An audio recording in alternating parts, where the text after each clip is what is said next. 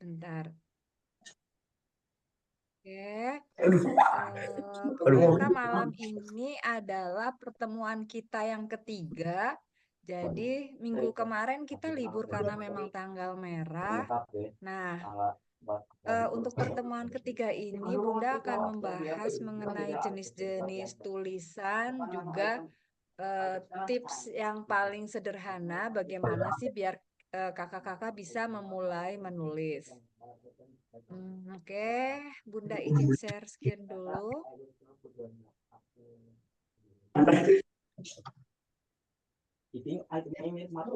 Mau ngambil buku dulu.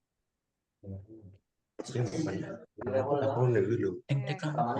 Jadi malam ini kita membahas tentang Apa itu jenis tuh? Kayaknya enggak. tulisan dan tips menulis. Oke, ini biodata Bunda sudah pernah di-share di waktu pertemuan pertama. Nanti ini kan Bunda rekam dan nanti Bunda upload di YouTube. Jadi nanti link setelah di-upload Bunda share ke Bunda Dian. Oke, seperti biasa menulis itu kenapa menulis itu membuat bahagia? Karena pertama, ini adalah motivasi menulis. Kita bisa menyuarakan kata hati, kemudian bisa menjadi ladang amal kita karena kita telah berbagi ilmu, berbagi pengetahuan, berbagi pemikiran kita kepada orang lain yang mungkin juga bisa membawa manfaat bagi orang yang membaca tulisan kita, kemudian menambah sahabat seperti Bunda di dunia literasi ini jadi kenal kakak-kakak juga, kenal Ibu Dian, kemudian menambah sahabat, menambah silaturahmi. Kemudian menambah income, bener gak menulis itu menambah income? Kalau buat Bunda yang tulisannya sudah sampai jadi buku, kemudian terbit di penerbit-penerbit mayor, Bunda bisa mendapat income dari buku-buku Bunda. Jadi dalam bentuk royalti. Kemudian merdeka, ya pekerjaan menulis itu buat Bunda adalah suatu kemerdekaan karena tidak tergantung pada orang lain, tidak tergantung jam kerja, jadi bisa mengatur sendiri waktu untuk menulisnya, waktu untuk bekerjanya. Jadi menulis itu adalah suatu kebahagiaan walaupun bahagia sederhana tapi ya menyenangkan. Dan itu kembali ke masing-masing sih. Ada yang bahagia karena memang bekerja full sebagai pekerja orang lain, tapi buat Bunda bekerja dengan bisa mengatur diri sendiri itu adalah suatu kebahagiaan. Nah, seperti quotes dari Pramudia Anantatur, orang boleh pandai setinggi langit, tapi selama dia tidak menulis, ia akan hilang di masyarakat atau sejarah. Jadi, kalau orang yang sangat pintar tapi tidak menulis, tidak membagikan ilmunya, ya ketika dia meninggal atau tiada, ya sudah sampai putus di situ. Berbeda dengan orang yang Waalaikumsalam. Orang yang berbeda menuliskan semua kemampuannya, keahliannya, kemudian dibaca oleh orang yang membutuhkan. Nah, ketika dia sudah tiada, ilmunya atau amal jariahnya terus mengalir. Jadi benar kata beliau kalau menulis itu adalah suatu pekerjaan abadi. Nah, Bunda berharap kakak-kakak di sini pun bisa memulai suatu penulisan, suatu naskah yang nanti memang akan dikumpulkan di Bunda Dian dulu ya, atau nanti langsung ke saya. Nanti saya koordinasi dulu dengan Bunda Dian, apakah kakak-kakak nanti naskahnya dikirim ke saya atau ke Bunda Dian dulu. Nah, dari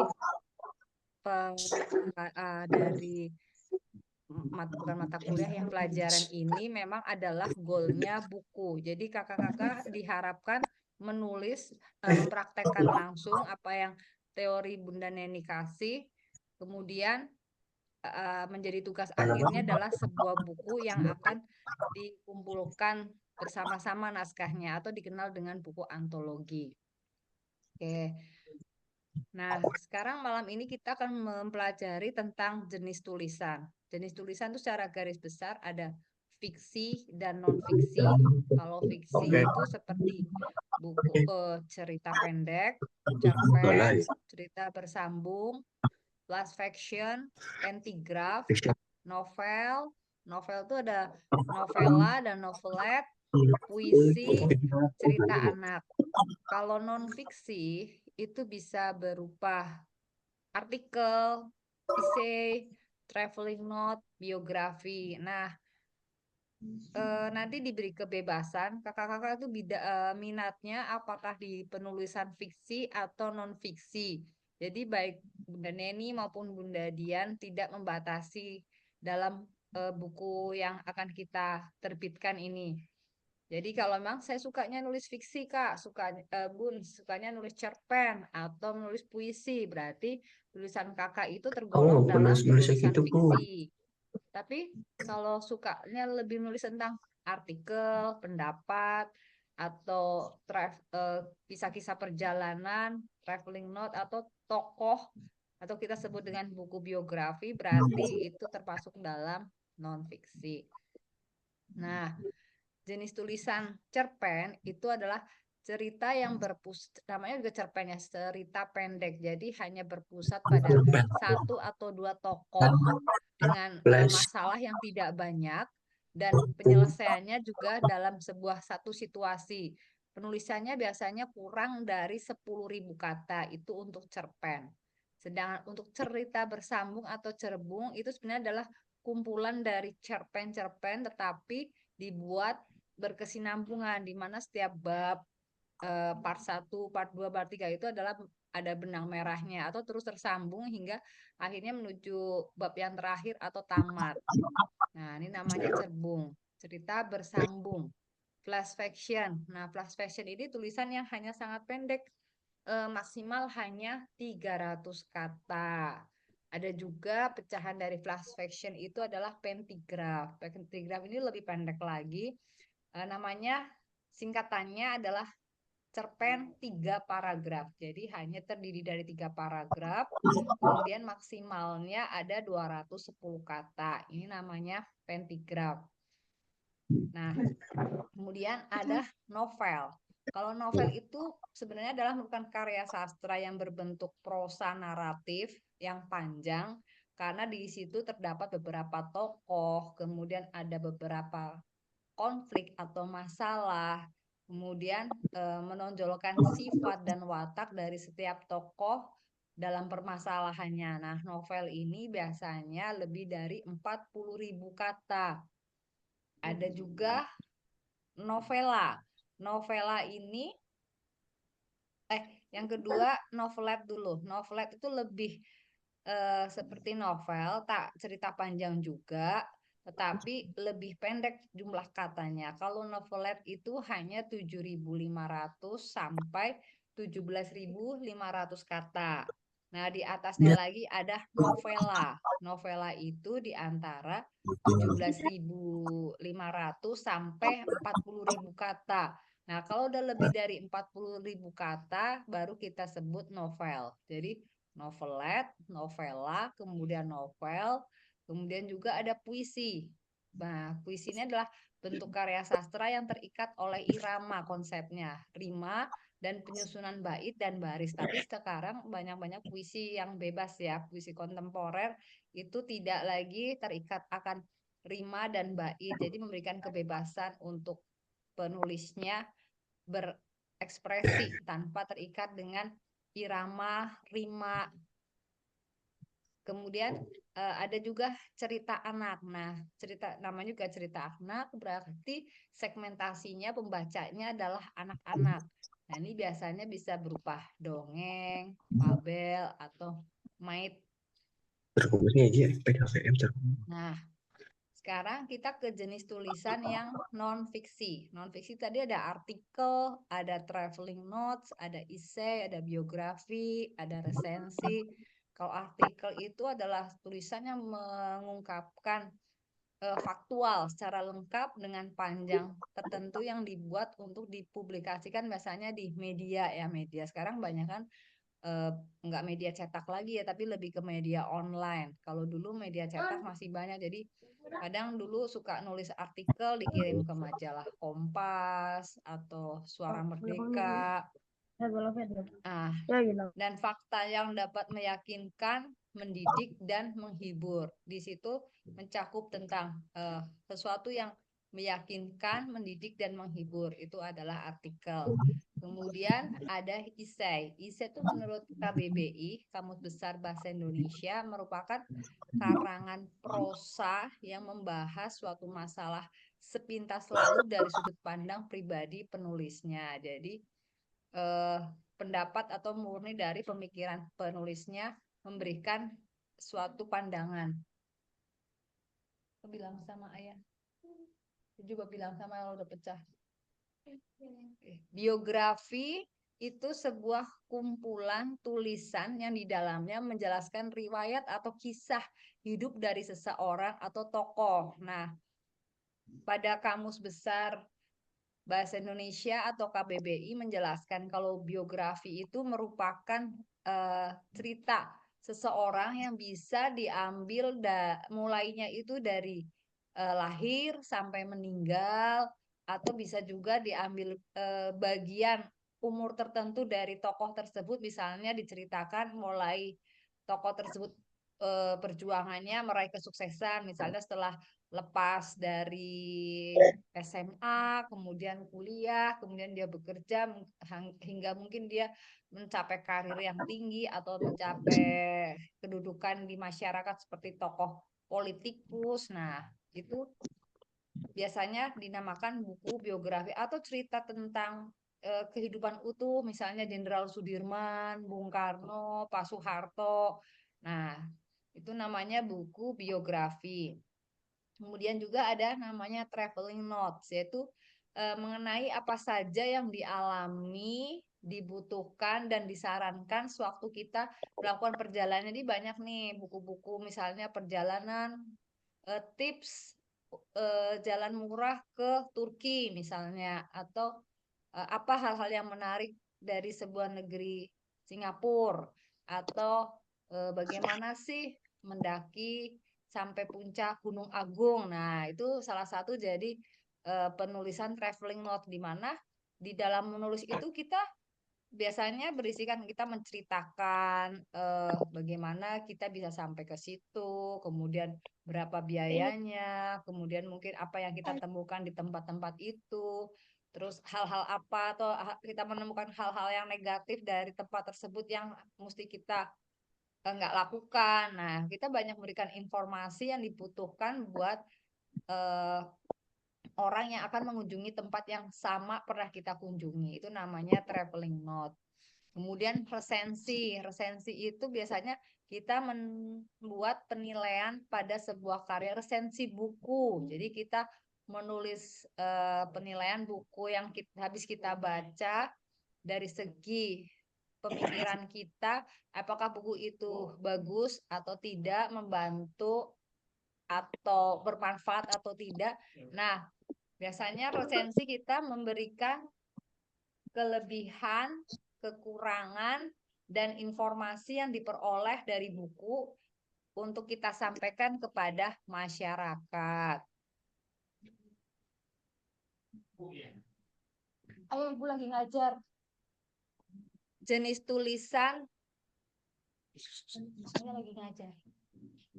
Jenis tulisan yang lain itu bisa skripsi,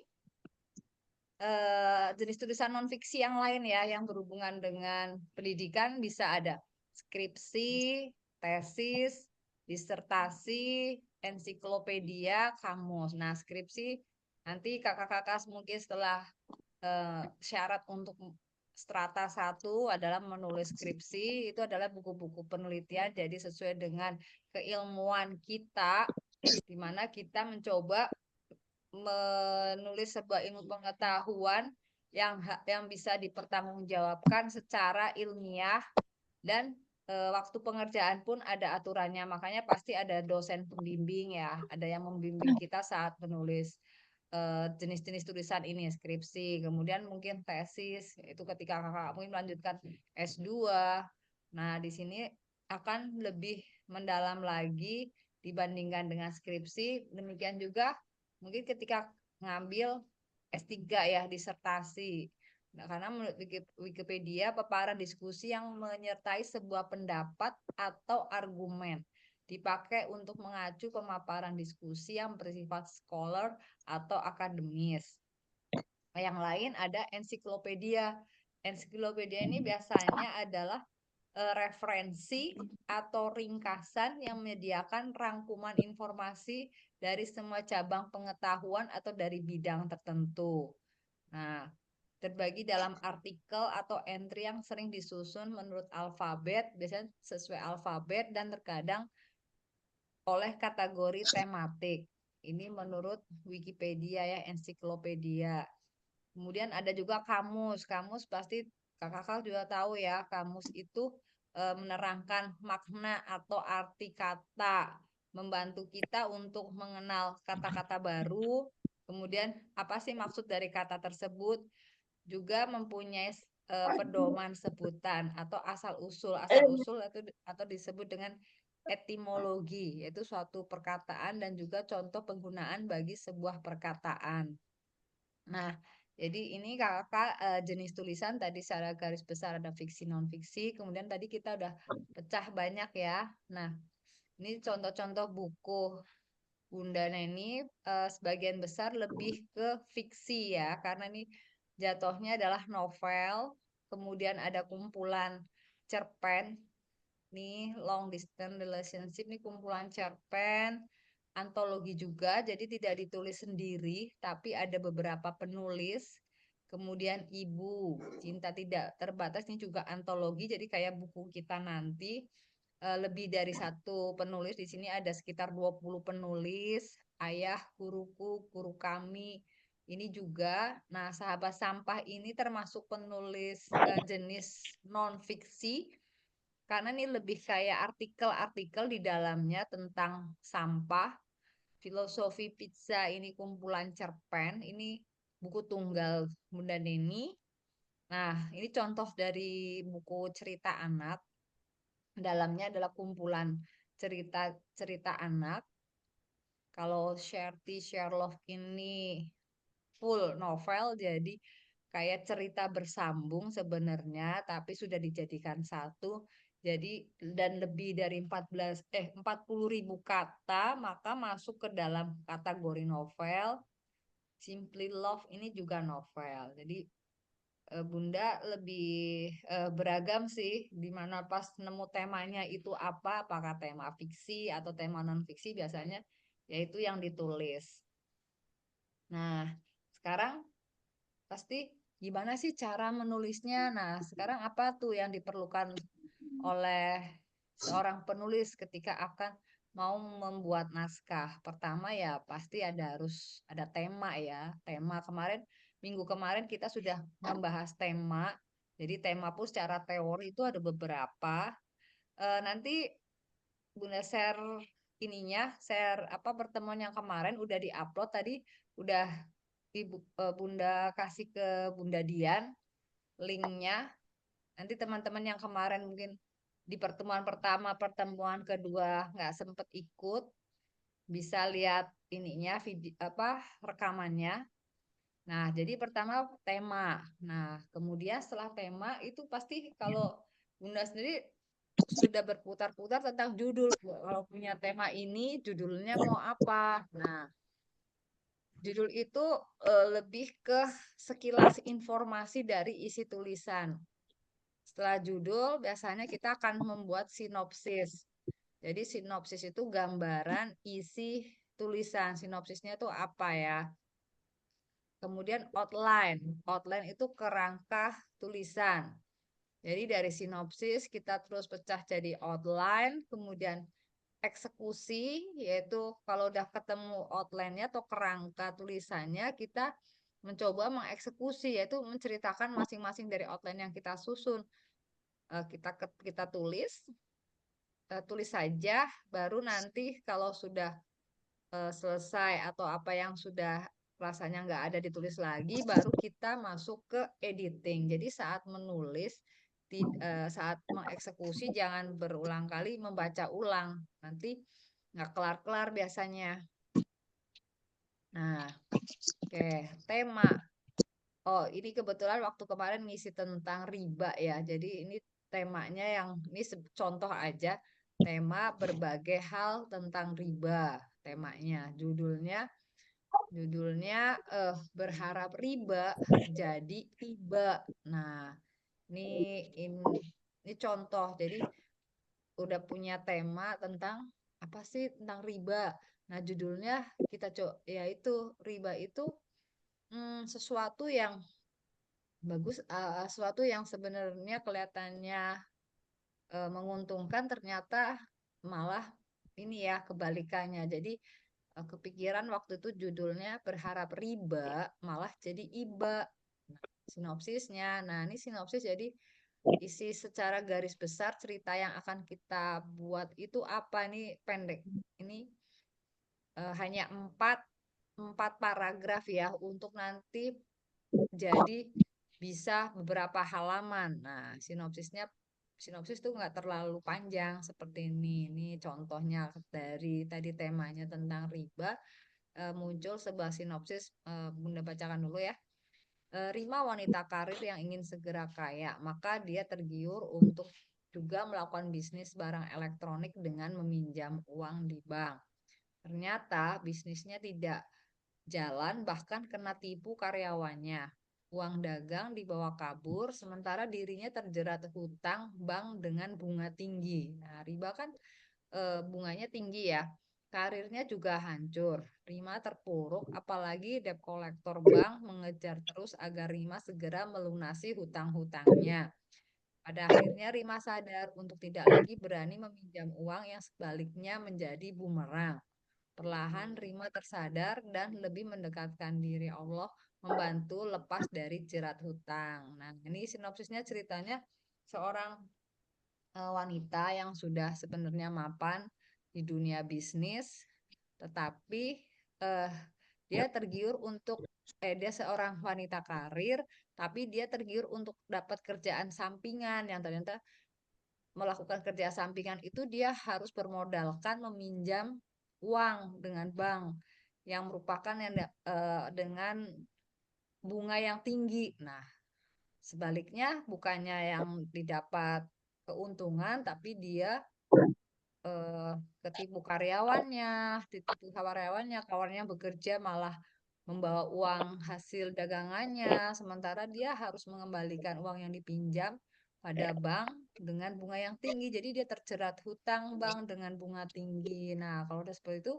si Rima ini dikejar-kejar debt collector juga untuk melunasi hutang-hutangnya. Nah, tadi judulnya riba itu berharap riba jadi iba. Nah, outline-nya karena ini contoh cerpen, jadi outline pendek ya, langsung pembukaan. Pembukaan itu bisa bercerita siapa tokohnya, rimanya tuh kayak apa, kemudian gaya hidupnya seperti apa, terus dia sifatnya seperti apa, keinginannya juga. Nah, ini kita bisa bercerita dulu tentang tokohnya, tokoh detailnya seperti apa, latar belakangnya. Ibu, Kemudian di pertengahan, air jadi mati. bagaimana Air jadi mati. menceritakan nih Rima mulai Air terjerat jadi hutang mati. karena adanya bujuk rayuan dan juga Tampung dulu. iming-iming. Nah, di pertengahan dia itu kepingin Maju. jadi orang yang kaya ya, makanya dia melakukan kerja sampingan. Nah, nggak punya modal, dia pinjam sehingga terjerat hutang. Nah, konfliknya ketika tersadar bukan keuntungan yang dia dapatkan karena karyawannya melakukan kecurangan, bisnisnya bangkrut, kemudian dia berhadapan dengan debt collector. Nah, ini konfliknya. Nah, setelah konflik biasanya resolusi nih, ada penurunan, konflik menurun. Nah, di situ di mana si tokoh akan menyadari kesalahan, kemudian baru merasa menyesal dan dia tidak dan mulai setelah penyesalan dia merasa harus bangkit. Nah, banyak yang merasa iba juga pada akhirnya sama dia. Nah, penutupnya akhirnya Rima bisa lepas dari jeratan riba. Dia mulai bekerja lagi secara tekun, tidak tidak lagi berkeinginan untuk mempunyai kerja sampingan yang ternyata merugikan. Jadi dia lebih fokus pada karirnya. Dia dapat gaji, kemudian dia sisihkan untuk mulai membayar hutang-hutangnya. Nah, itu penutupnya, penyelesaiannya. Nah, eksekusi itu maksudnya mulailah menulis dari outline yang sudah dibuat, kemudian jangan banyak mengedit selama menulis. Dan akhirnya kalau udah jadi satu naskah, kita ada waktu namanya self editing. Setelah selesai menulis, baru kita lakukan self editing. Oke.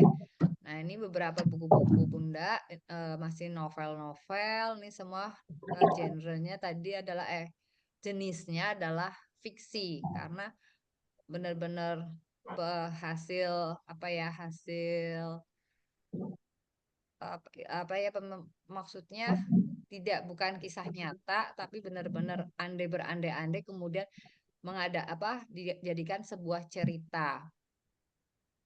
Nah, ini pun juga buku anak ini. Kalau yang buku anak ini sebenarnya kalau yang kisah teladan 99 kisah teladan Asmaul Husna ini termasuknya non fiksi karena memang berdasarkan cerita kenabian hanya dibuat dalam versi buku anak biar anak-anak bisa memahami lebih mudah. Nah, itu kakak-kakak yang malam ini kita pelajari tadi adalah jenis tulisan sama bagaimana sih memulai menulis. Nah, minggu depan tuh Bunda akan mengajari lebih detail lagi, jadi menggunakan teori adik Simba. Nah, siapa kira-kira yang udah paham tentang teori adik Simba di sini? Ada yang pernah ini tahu? Mungkin pernah Bu Ibu saya pakai adik Simba itu. Jadi menulis dengan apa, di mana, kapan, siapa, Bagaimana? bagaimana. Iya, betul. Nah, dari adik Simba itu sebenarnya itu kita bisa membuat outline ya. Nanti minggu depan kita mencoba lebih fokus tentang menulis lebih mudah lagi dengan adik Simba. Tuh kakak-kakak. Oke, ada yang mau ditanyakan? Karena ini kan eh pakai Zoom ya, Zoom yang free. Kayaknya 10 menit lagi mati deh. Kak Denia ada yang mau tanyain? Kurang tahu.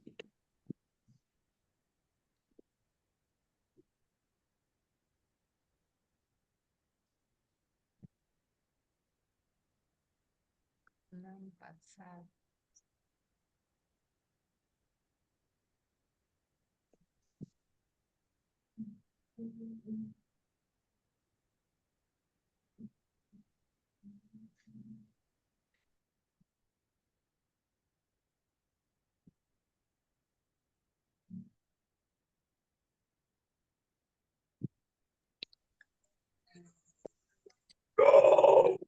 Ah, Kak bumbu Faiz ada apa? yang mau ditanyain? Ya itu katanya tadi mau nanya Bun. Nggak Apa? ada, Bu. Enggak ada, Bu. Insya Enggak, Bu. Allah Itu udah Mas, jelas. enggak tadi dia mau nanya tapi dia malu katanya. Kenapa? Ada yang Jangan ini berisik, bingung Pak. ya? Jangan berisik.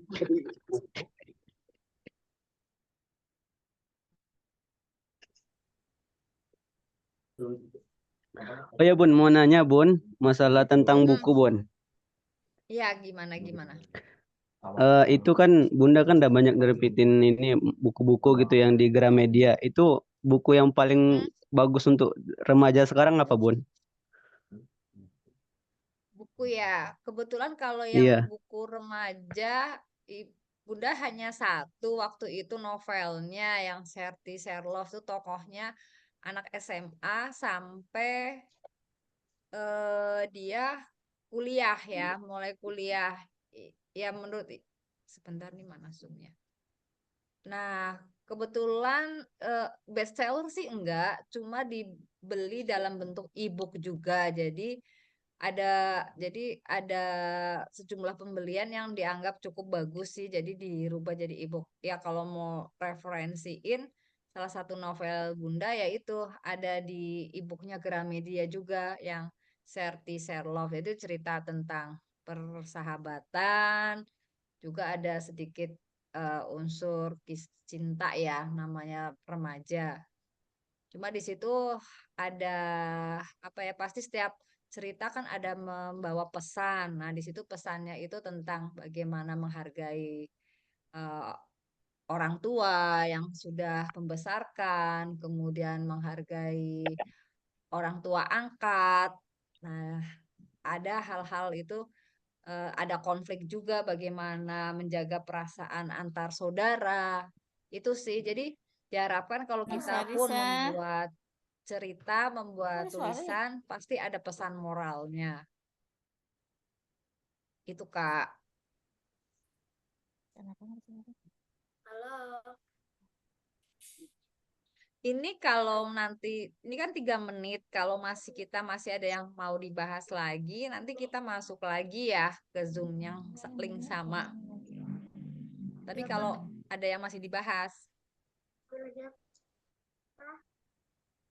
Insya Allah ada paham Bun, insya Allah. Oke. Insya Allah Bun, insya Allah. Insya Allah. Nanti, Halo. Waalaikumsalam. Radio.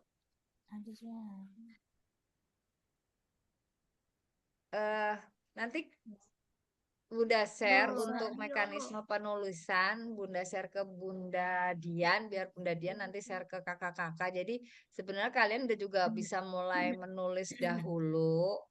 Nanti di tim Bunda untuk penerbitan ada tim namanya editor, jadi nggak perlu, aduh tulisan aku jelek nih, nggak berani, nggak pede. Nah, karena tulisan kakak-kakak pun akan dirapikan dulu sama timnya Bunda. Tuh. Tadi kedengeran dikit ya.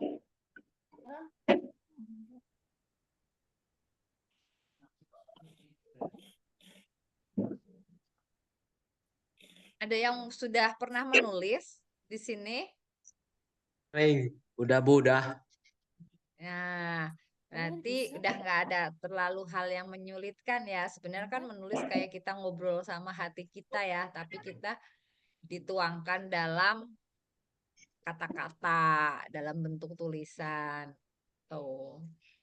Dan nulis itu nggak harus yang selalu panjang ya. Kalau memang kita sukanya nulis yang pendek kayak quotes, kumpulan quotes pun itu bagus. Akhirnya kalau setiap hari kita nulis quotes ada 2 atau 3, 1 bulan itu bisa jadi buku tunggal loh, jadi buku sendiri. Kumpulan quotes kita, mungkin quotes tentang motivasi atau quotes tentang agama. Nah, kalau sehari kita nulis 3 quotes aja, sebulan aja bisa jadi 1 buku. Atau kalau suka nulis puisi, ya udah nulis puisi pendek-pendek, karena nanti Budian juga nggak membatasin harus tulisan non fiksi atau harus tulisan artikel yang agak berat, nggak juga. Jadi nanti diberi kebebasan kakak-kakak kayak tadi mau nulis fiksi atau non fiksi. Tuh.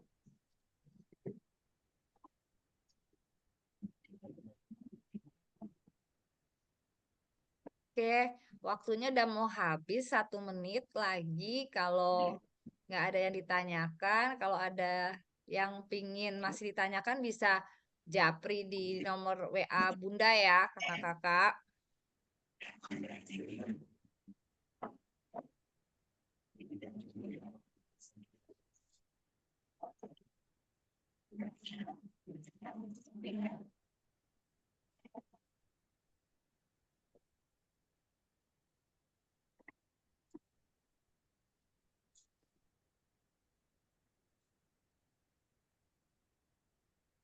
Oke, kalau nggak ada yang ditanyakan,